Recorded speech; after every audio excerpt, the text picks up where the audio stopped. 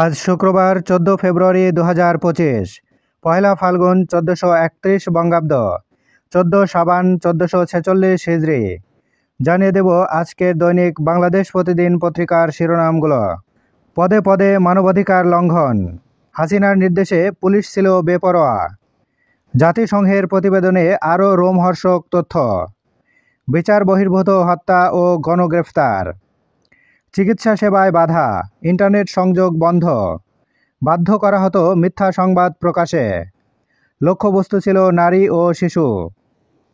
আটক অনেককে বৈদ্যুতিক শক, মারধর ও মানসিক নির্যাতনের মাধ্যমে জবানবন্দিতে বাধ্য করা হয়। স্বৈরাচারী শাসনামলের গুম, খুন, নিপীড়ন, নির্যাতন, গণতন্ত্র ও বাক স্বাধীনতা হরণ, দুর্নীতি, মানবাধিকার লঙ্ঘনের তথ্য সারা বিশ্ব জানল। এটা অত্যন্ত গুরুত্বপূর্ণ। বেরিয়ে আসছে ভয়ানক নানা কাহিনী, হৃদয় কাঁপাচ্ছে আয়নাঘর।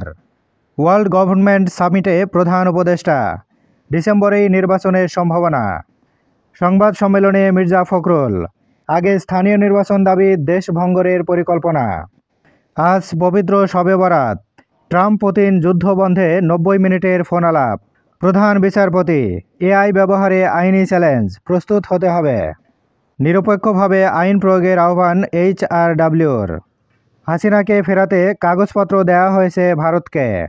বিএনপির অভিযোগ দায়ের, 848 নেতাকর্মী হত্যায় হাসিনা প্রধান আসামি। ইউনিসেফ বাংলাদেশ, জাতিসংঘের প্রতিবেদনটি উদ্বেগজনক। কল্যাণ ও শান্তি কামনায় তারেক রহমানের বার্তা। প্রতিদিন দৈনিক পত্রিকাগুলোর শিরোনাম জানতে লাইক, কমেন্ট এবং সাবস্ক্রাইব করুন। এবার শেষের পাতা। নীরব ঘাতক ফ্যাটি লিভার, প্রতি 4 জনে 1 জন আক্রান্ত। ডেকে আনছে লিভার সিরোসিস, ক্যান্সার, হৃদরোগ। থামছে না শাহবাগের উত্তাপ, আবার সহকারী শিক্ষকদের বিক্ষোভ, লাঠিচার্জ, জলকামান। সচিবালয়ের সামনে আন্দোলনে নরসিংদী টেক্সটাইল কলেজের শিক্ষার্থীরা।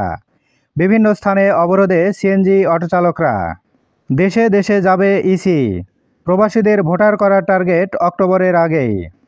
লোটাস কামালের 166 কোটি টাকার অবৈধ সম্পদ, দুদকের 4 মামলা। ভোলায় গণপিটুনিতে 2 যুবক নিহত।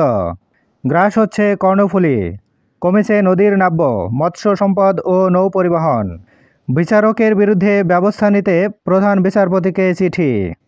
লিবিয়া থেকে ফেরত আনা হলো 145 বাংলাদেশিকে। নাইকো মামলার রায় হবে 19 ফেব্রুয়ারি। দেশ ত্যাগে নিষেধাজ্ঞা 17 জনের। দীপুর টাকা অবরুদ্ধ। গুলিবিদ্ধ হয়ে যুবক নিহত। মানব পাচার চক্রের সদস্য গ্রেপ্তার। 6,500 শিক্ষক নিয়োগ বাতিলের রায় স্থগিত চেয়ে আবেদন।